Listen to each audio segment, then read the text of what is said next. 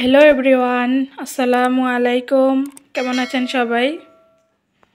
আজ আপনাদের সাথে শেয়ার করব লাল শাক ভাজি। খুবই সহজ একটি রেসিপি লাল শাক ভাজি।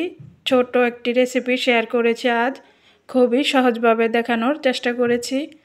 তো চলুন আমরা লাল শাক ভাজির জন্য প্রথমেই শাকগুলো কেটে ধুয়ে ভালোভাবে পরিষ্কার করে নেব।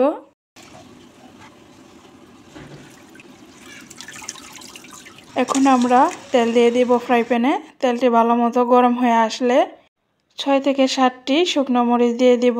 শুকনো মরিচটা হালকা কিছুক্ষণ ভেজে নিয়ে এখানে আমরা রসুন কুচি দিয়ে দিব একটু বেশি পরিমাণ করে। রসুন কুচিটা হালকা বাদামি করে ভেজে নেব। তার মধ্যে অ্যাড করে দিব পেঁয়াজ কুচি। পর্যায়ে আমি পেঁয়াজ মরিচগুলো বাদামি করে ভেজে নিয়ে ছোট একটি ফ্রাই প্যানে নামিয়ে নেব। এখন এই পাতিলে আমি কেটে রাখা শাকগুলো দিয়ে দেব। সম্পূর্ণ শাকগুলো দেওয়া হয়ে গেলে এখানে আমরা স্বাদ মতো লবণ অ্যাড করে ডেকে এখন রান্না করব। আমি ঢাকনা খুলে এখন নেড়েচেড়ে ভালোভাবে শাক থেকে পানিটা সম্পূর্ণ শুকিয়ে নিব।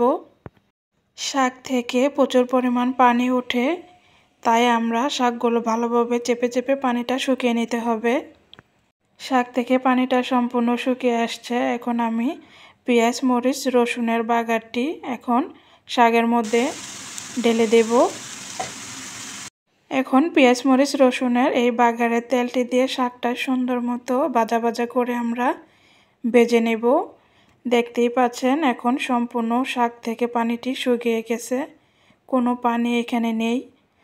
তো আমরা কিছুক্ষণ নেড়েচেড়ে ভেজে ভালোভাবে শাকটি এখন আমি এখানে অ্যাড করে দেব 3 থেকে 4টি কাঁচামরিচ ফালি, জাস্ট একটি ঘ্রাণ আসার জন্য এই পর্যায়ে অ্যাড করে দিতে হবে।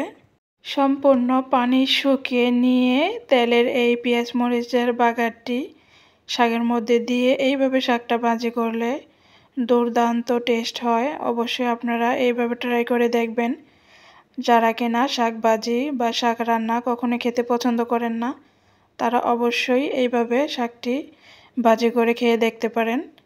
তো ফাইনালি শাকটি ভাজি করা শেষ। এখন আমি একটি বাটিতে পরিবেশন করে নিচ্ছি। শাকটি দেখেই বোঝা যাচ্ছে কতটা ইয়াম্মি হয়েছে। অবশ্যই আপনারা এইভাবে রেসিপিটি ফলো করবেন। ছোট থেকে বড় সবাই শাকটি পছন্দ করবে এইভাবে ভাজি করলে।